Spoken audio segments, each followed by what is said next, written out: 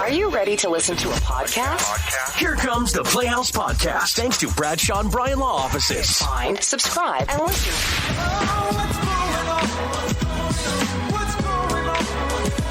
Angie, super grateful for your patience. Thanks for coming on the show. You want to break down for everybody what was going on with you and your daughter? I'm really torn about removing the mirrors from my daughter's room. Okay. You know, she's in school now, and there's a lot of body shaming going on with her age group. And I just think that the only mirrors that need to be accessible are the ones in the bathroom, you know, while you're getting ready, etc. But I don't think that she needs the ones in her room so that she can constantly be reminded to look at herself and, you know, just pick herself apart, which is essentially what she's doing. So did this just start? You said she was in 8th grade?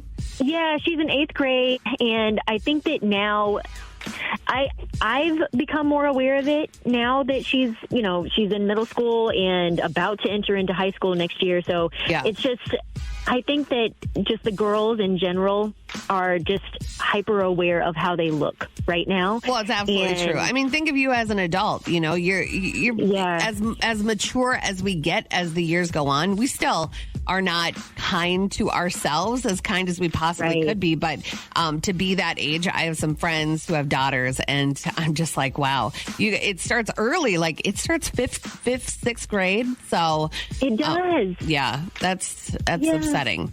So you think removing the mirrors in a room is going to do the trick? I don't think that it'll completely, just change the way she thinks about herself, but I think that it could help if she's not constantly reminded by being able to look at herself in her room. And, if no one is around, she's going to, I don't know, I feel like she's going to just pinpoint just so many things that she wants to change about herself or that whatever. And I just feel like if they're not there, then she won't do it nearly as much. Yeah. Okay. She'll have other things to focus on. That's how you feel. Maybe you can do your part. We have so many moms of daughters that listen. So I wonder if they have some better advice as to how to boost her self-confidence or help her out daily so she can just do those constant reminders in her head. So we're going to hang up with you and then turn the radio up and see what they have to say, okay? Cool. Thank you.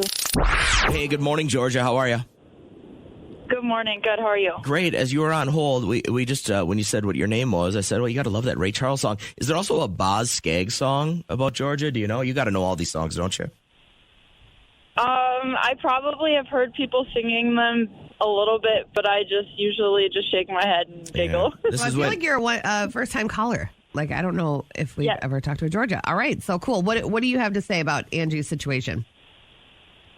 So I am not a mom yet, but I am a younger woman, and I personally would feel instead of removing the mirrors, that may make the daughter feel that she is doing something wrong. Yep. Instead, plaster her mirrors with sticky notes of confidence, of, just sweet quotes, or like, you're beautiful, you're loved, you're strong, so that way, and do it when she's either not around, or do some of them when she's not around. So when she goes into her room, she's like, oh my gosh, like somebody's paying attention, or somebody knows, like, or obviously, mom's paying attention. But then maybe sit with her and be like, okay, I want you to come up with one thing a day or a week or whatever. Yeah. Come up with something that you can be confident and loving about yourself. Instead of removing it and making her feel that she's doing something wrong, add to it and make it a positive thing. What a great idea. Because I feel like too, if you just remove it, she's gonna come down to that later on in her life. You know, deal with it now instead of just pushing it off till later. Young and wise. So I was watching this interview with Kendall Jenner, and you know that TikTok challenge where it's like you're so horrible to yourself as an adult. Why not flash back to when you were younger and say the same stuff to your younger self? Like, would you say that to a child type of thing, that TikTok trend? Maybe put a picture of her when she was like 5. Would you ever talk to yourself as a 5-year-old and say, you are fat, you are ugly, you have pimples all over your face? You wouldn't. Right. You wouldn't ever talk to a child like that. So, great advice. Flashback to your first date with your husband. Oh, my God. What was it? First date. Oh, my God. So he tried to, and I'm not going to call out Apollo's theater program, but I am. So Apollo had their version of Cats, and he scored free tickets through the radio station. So hold on. He got free tickets to a High School Musical. Correct. Okay. And that was your first date. He was wowing you with that. But the thing is, I knew I loved him and we were supposed to be together. Did you love him or were you horny or were you lonely? I wasn't horny at all, but I was just like, I knew that we were simpatico because we looked at each other at the same time to make fun of the same person. Oh. So, like if you guys can connect on that level, you're like, oh my God, there was somebody. When my wife and I are in public, we do that. That's how I know it's going to last for a long time because we find genuine joy in making fun of the same person. I'm not encouraging you to make fun of people, but when you guys think the same thing at the exact same time, you're like, okay, this might be something. Radio Paparazzi. Well, when stock goes down, Kanye speaks up. He went and did an interview with CNBC, so they scored this big time, and he said that he has cut off all ties with the Gap, does not want to work with them anymore. We designed an entire collection, and I wasn't able to set the actual price that I wanted for this collection, and then they actually took one of the shirts and sold it for $19. Priced myself at like $200 and above their whole price point normally. Do you think that Gap can ever sort of regain its cool again? They only have one opportunity to be able to be a big player. What do you think it is? And they have one individual on the planet that could save the Gap. I'm asking you, who do you think it is? Sometimes the answer is sitting right in front of you. Oh, is it Kanye? You got to admire the confidence, but he is moving on. Eminem and Snoop Dogg, sometimes it does take someone that you both really love to get sick to bring you together, and he said that that's what happened when Dr. Dre was sick. Me and Snoop had our little issue, and then when that thing happened with Dre, the brain aneurysm, and we were like, bro, this is stupid. This is stupid as hell to be feuding right now. So I don't remember if I called him or he called me. I can't remember, but we talked it out, which I explained to him. I'm like, bro, Doggy Style changed my life. He's talking about the record. He is. And so, sadly, sometimes, you don't talk for 20 years. I didn't know they were beefing. So much time lost, and then now you are brought back together. Speaking of rap, Nicole Richie, she goes by Nikki Fresh as her rap title, but she raps about things that you wouldn't normally hear about. So I rap about things that I care about, like eating organically and loving crystals and just being gorgeous. What are you talking And yeah. Do your kids think you're cool? A cool mom? I would, if they sat in this chair, I don't know that they would say yes. But do you get fodder and inspiration from them for your raps that you write? I'm sure that they hold some inspiration. Sometimes they don't eat organic produce, and so then I rap about it. Loving crystals. Who doesn't want to hear a rap about that? Blowing out their candles today, we have funny girl Amy Poehler turning 51. Another one, Molly Shannon from SNL is 58, and Richard Marx is 59 today.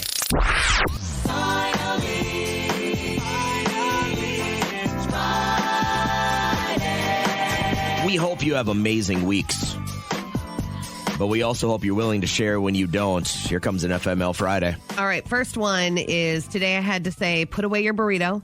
That ruler is not a lightsaber, and stop making dog noises all in the same sentence at work. I teach advanced placement calculus in high school to seniors. FML. They get bored. They do get bored. Today, I watched as my grandma beat the snot out of my dad at the zoo. Oh, my God. I feel like you have a story like that. FML. That was it. Today, I was talking to my boyfriend. He won't go on a cruise with me in the Gulf of Mexico, but because he thinks that we'll crash into an iceberg like the Titanic. FML. Girlfriend, if you were looking for red flags, we got one right there. Big one. Today, I learned my wife has a lover. He's more handsome than me and bigger than me. I might have been okay with it if he wasn't my daughter's boyfriend. Oh, no. FML. Today, my idiot husband put a can of cat food in our daughter's lunchbox as a joke. The school called CPS. Now we have to go to a hearing. FML. Does it really happen that fast? God. Finally, today, a fly landed on my ear. The suddenly loud buzzing noise scared me so badly that out of instinct, I punched the side of my head so hard that I blacked out. Missed the fly, by the way. FML. It's Friday, and I like it. It's Friday, and I like it. All these these texts rolling in. Hit us with some, Kat. All right, this one is from Brandon. Happy Friday, guys. My Friday rocks because I have my final checkup for my back surgery that I had in January, and then I'm 100% cleared to resume life as normal. Marcia says my Friday rocks because my kids and grandkids are going to be home for the weekend to celebrate my birthday. That's awesome. Happy birthday. Travis says my Friday rocks because I'm going to have my family around me. They make me a better man, a better father overall. You're so sweet, Go home, Travis. You're drunk. And then Chasma, her Friday rocks because this is the last Friday of being 42. You got a birthday. And 8691, this sounds like a dream I've had. They're just going to eat Chinese food with a bunch of old coworkers and have a great Friday. Love it. And then says, Trish is blessed. Have a great Friday, JJ. Thank you. KCLD Playhouse is powered up by Bradshaw and Bryan Law Offices, seeking justice for the injured. Now, I know you're not into this show because you're into all your Housewives of Beverly Hills and Atlanta and everything, but there are some of us that spend I call it the stupid hours. Every week there's got to be some stupid hours. I think it's a chance for you to decompress your brain a little bit. My stupid hours usually end up being a beachfront bargain hunt. Yep. I'll watch that. That's a good show. That's right? like a Sunday cup of coffee in the morning. I love that. The Office, I can just zap out and just watch in leisure. But one of my other ones when it's the season is Moonshiners. Oh my God. This is the one with Tickle. You like this one. All right. So, what do they even do? Just make moonshine? They go in the woods, they make some moonshine, and then they sell it without the government tax, and they're all running illegal moonshine rackets, right? But like, what's the drama? It's reality. They're running from the cops. If the cops catch them, they can go to federal prison. And they have a reality show. Yeah. They're idiots. Well, the whole time I've watched this show, I always thought to myself, how are they not getting caught by the cops? Right. Well, it's finally coming around that one of the Moonshiners is now behind bars. As after 15 seasons, they've discovered a major plot hole into making a reality show about robbing the government of their just money. Shame on the government. 15 years they allowed these guys to get away with this. 48-year-old. Oh, and by the way, every one of these guys has 3 or 4 names. Yeah. This guy is Johnny Wayne Griffiths. Okay. He was on Moonshiners Master Distiller. Well, he made a shine called Alabama Shine. Okay. Apparently everybody loved it. So the law enforcement folk in Alabama started looking into Mr. Johnny Wayne Griffiths. Basically rolled up to his house and found him brewing moonshine. Yeah. Alongside of him, deserves to get caught. 19 quarts of flavored moonshine. He's facing charges for making and distributing prohibited beverages. Oh my God. Is moonshine what I had? Apple, was it the apple? That apple pie is kind of like a moonshine that Troy made for us. Dangerous. So I think, and somebody can correct me if I'm wrong on this, but I think you can go ahead and make your own. The biggest thing is you can't sell it. The government just cares because they're not getting their tax money off this. Yeah. But haven't you ever thought that when you're watching these shows where people are doing stuff illegally? Yes, I'm always like very alarmed when you're people on the TV and not getting caught. Is it on Vice where they follow the drug dealers and stuff? And I'm like, you guys aren't even covering up your faces.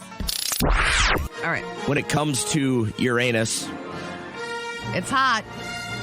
And probing Uranus, you are an expert. I think I know what I'm saying.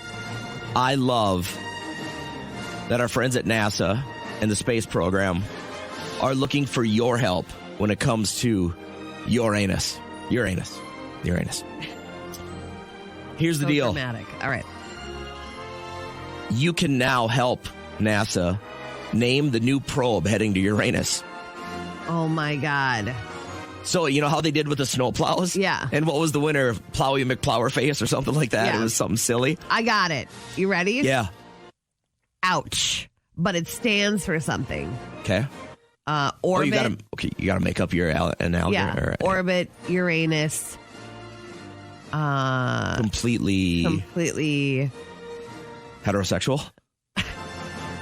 This is going to take some time. Okay, but I like where I'm going with this. Here this has already been out in the public. Yeah. And here are some of the most popular answers for what we should call the new probe. Okay. Headed for Uranus. Bootylicious. Okay. Enema. See more butts. mission colonoscopy, Okay. BUTT, which stands for Better Uranus, telemetry tracking.